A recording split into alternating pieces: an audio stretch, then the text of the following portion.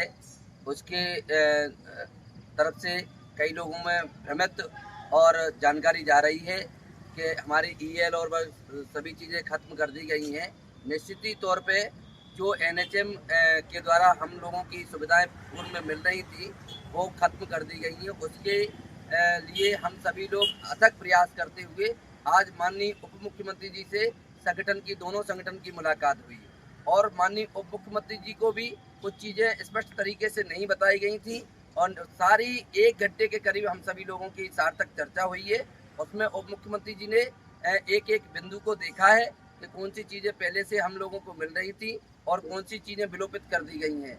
निश्चित ही मैं पूरे प्रदेश के संविदा कर्मचारियों को ये बताने में हर्ष होगा कि माननीय डिप्टी सीएम साहब ने कुछ समय मांगा है कि वो वरिष्ठ अधिकारियों से सार्थक चर्चा करेंगे और जिस तरह से हमारी ईएल हो, चाहे अनुबंध प्रथा हो, चाहे अप्रेजल जैसी कुरीति हो, उन सभी पर चर्चा करके निश्चित ही हम सभी लोगों को वो बताएंगे और जो हमारी चीज़ें पूर्व में दी गई हैं उसको वापस लाने का प्रयास संगठन करेगा। अब विजय भाई भी साथियों नमस्कार। जैसा कि पहले से ही विदित था कि दोनों संगठन मिलके इस जो भावी स्थिति हम लोगों के सामने आई है उसका सामना करेंगे।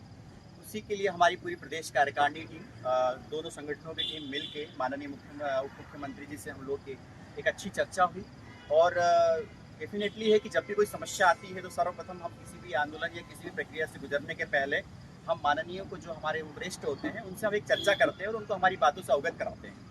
तो एक अच्छी बातचीत और एक अच्छे माहौल में हुई है और जो चीज़ें समस्याएं जो जितने भी कर्मचारी के मन में जो अप्रेजल हो या बहुत सारी छोटी छोटी चीज़ें सब आप लोगों को पता हो, ये हो कटोतरा हो या फिर ईपीएफ का है ना वेतन विसंगति हो, तो हर एक चीज़ों पे हम लोगों ने बिल्कुल बातचीत कही और उन्होंने इसको ध्यान से सुना है।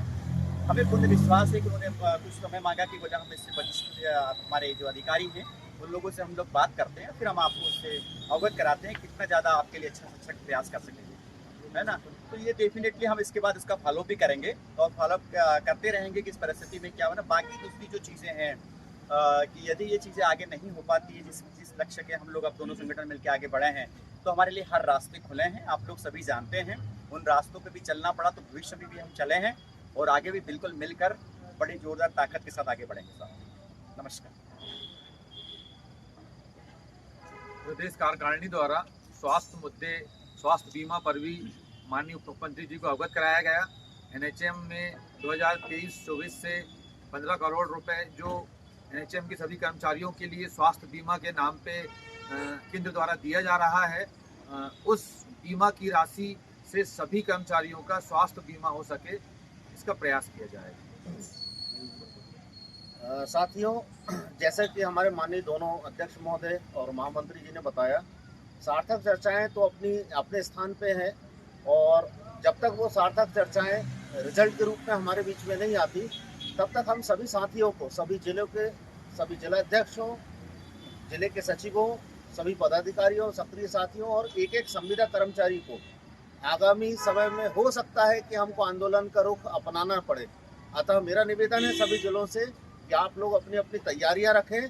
जितना भरसक प्रयास लोगों को संगठित करने का, बैठक करने का, वो सिलसिला हम कम से कम अपने जिलों में जारी रखें, ताकि हो सकता है 15 दिन बाद, 20 दिन बाद या महीने बाद ये स्थिति आए कि हमको आंदोलन का रुख करना पड़े।